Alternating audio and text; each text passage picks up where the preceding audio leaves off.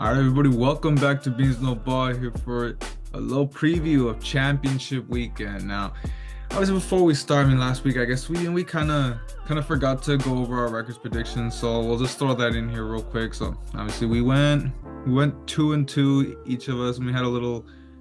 Believe our disagreements were a little scattered in there, 1-1. So we Christian, you're 5-5 overall. I'm Yep. 6-4. I got a little slight edge over you going into championship weekend. I know we got a little disagreement in this one, so we'll this one started right now. Christian, let's get started with the AFC Championship. Yep. So this was we got all disagreements with the championship Sunday. So let's obviously start it out with one of the bigger games here with KC and Baltimore.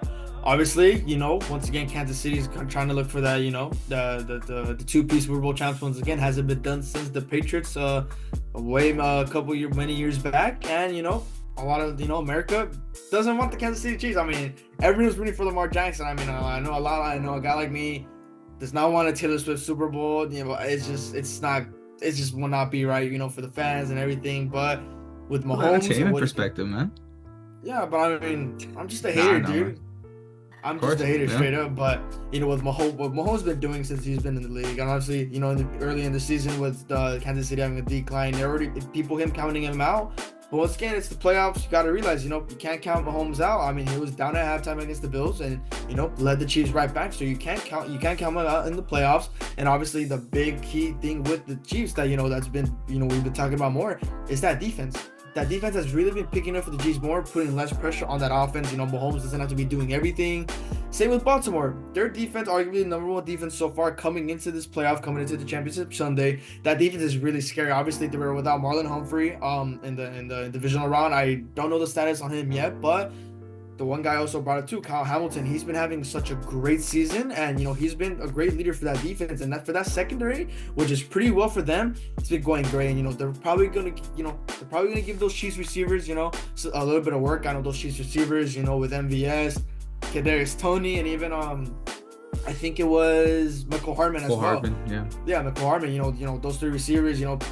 They can put on a shit show sometimes. Don't get me wrong, drop balls. But all things considered, last week they actually, apart from yeah. Harden, those two fumbles, Oh yeah, no, yeah. hey, MVS Sure. definitely had a phenomenal game for himself last No, week. yeah, those receivers were, those receivers, they really stepped up when they really needed to. Like you said, other than those two fumbles, there were really less drops, and it was really helping him out, especially with Travis Kelce, which, you can have your own opinion on how he's doing this season, but, Travis Kelce, he's going to be a big factor coming into this, coming into this defense of the Baltimore Ravens, but Lamar Jackson as well. Everyone's already favoring him to be the MVP. Sure, his stats may not be at MVP level, but he's the fan favorite, and I think a win here could hopefully solidify it. But again, it's a regular season stat, but some fans, they're delusional, can't really get what you want there. But once again, with Lamar Jackson as well, this is gonna be a really big legacy game for him.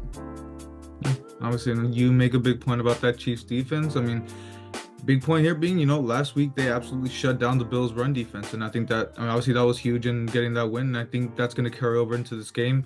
As we see, Baltimore has a pretty solid run offense themselves with Gus Edwards, Keaton Mitchell, and newly acquired Dalvin Cook, who it was garbage time, but he definitely got himself going into the mix. So I think we're going to see a lot of that same, and they're going to get stifled. That's going to be big for the Chiefs. And like you said, that secondary too. L'Jarius Sneed, like you say, we haven't talked as much about him, but I think he's also going to be a big factor.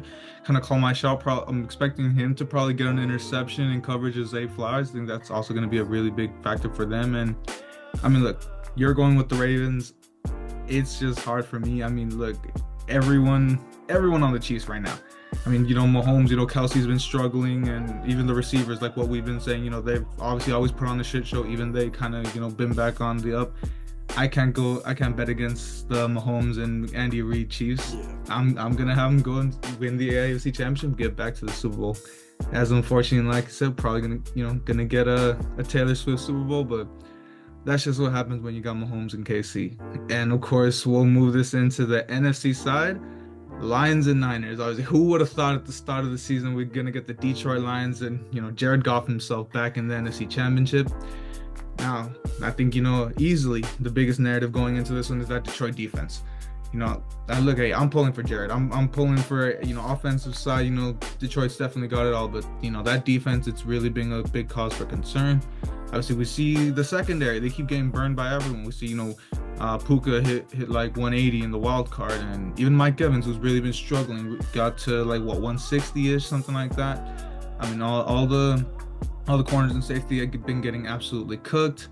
Now we know Deebo Samuel. We don't know the status on him just yet, but we knowing Deebo, I'm pretty sure he's gonna play. I don't think that shoulder is gonna keep him out, but even if he does miss, I'm sure that's gonna be a big weapon to miss for Brock Purdy. But I mean, with Brandon Ayuk, even Juwan Jennings, who really stepped up in his absence, I think that's gonna. I mean, the Niners receivers are gonna absolutely cook the secondary, and even for the run defense as well. I mean, we know after that first half, they kind of shut down Kyron Williams, but ever since then, they've really struggled against the run defense, and I think it's going to carry over.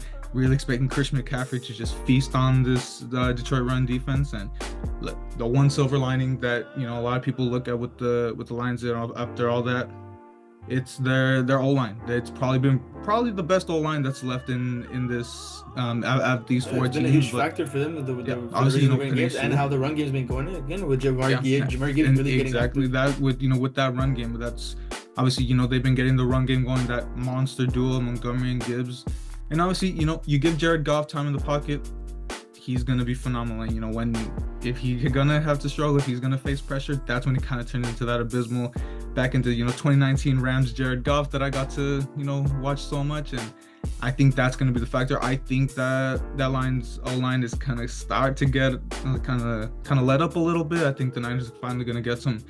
Unfortunately, I think that the Lions are kind of gonna get the struggle here. It's gonna be a close game regardless, but definitely got to say that the Niners are gonna even with maybe Brock Purdy struggling a little bit, I do expect it to be a pretty sound Niners victory, unfortunately for me. Yeah, I mean, without a doubt, it's still going to be a great game between both these two teams. That should Brock Purdy, he's obviously still got a lot to prove. Obviously, when Deebo went out that one game, he started struggling a bit, but whatever you can say, he managed to pull through with the win here. But with Detroit, I mean, look at the way they're just playing. I mean, with that run game with Jameer Gibbs at rookie, and then David Montgomery, at the line of scrimmage, and then Amon-Ra St. Brown. I mean, that's really the main thing right here for this Lions team. Once Amon-Ra gets cooking, once Jameer gets cooking, these defenses are gonna have a hard time. I mean, that's gonna be their one saving grace. Yeah, we saw your Rams defense. They really, for the most part, they did stop Jameer Gibbs, but he did have some flashes, some bursts that kind of build up the momentum. Oh no, that first half was basically, yeah. But Amon-Ra was cooking the whole game, and that's what's really let your secondary down. Amon-Ra was really the main factor that kind of let the pressure off for Jared Goff, and that's exactly what they could potentially do against the Niners defense. That's something I left out too. If we're gonna look at Amon-Ra, it's gonna be, I forget who, Charvarius Ward. That's going to be the key matchup going into this game. Charvarius Ward against Amon-Ra St. Brown. Whoever wins that matchup, it's probably going to be the main factor. Yeah, I mean, and Charvarius Ward, he's been playing some solid football this year, and he's going to go up against an arguably top 5 receiver, Amon-Ra St. Brown. Who can both of those guys are going to give each other work. But really, for Jared Goff, Amon-Ra, he's probably going to be the main factor. Also, Laporta, don't get me wrong, Laporta as well. Him at tight end is going to be great. But once Amon-Ra gets going, this offense with the Detroit Lions, the momentum builds up really, really great. But this is still the defense of the 49ers. It's still a scary defense that you cannot look down upon. Especially, the way they played against Green Bay. It was a tough game against, that Green Bay team was fighting to the last minute. But this Detroit offense, it's a better offense than they've been had for so many years.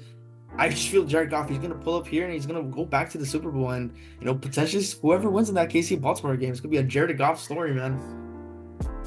I mean, look, man. Hey, I'm pulling for the Lions. As much as I'm still a little butthurt of how they played down the stretch. But look, I mean, I'm pulling for the Lions just as much as you. Who wants to see Brock Purdy and the Niners back take themselves to the Super Bowl?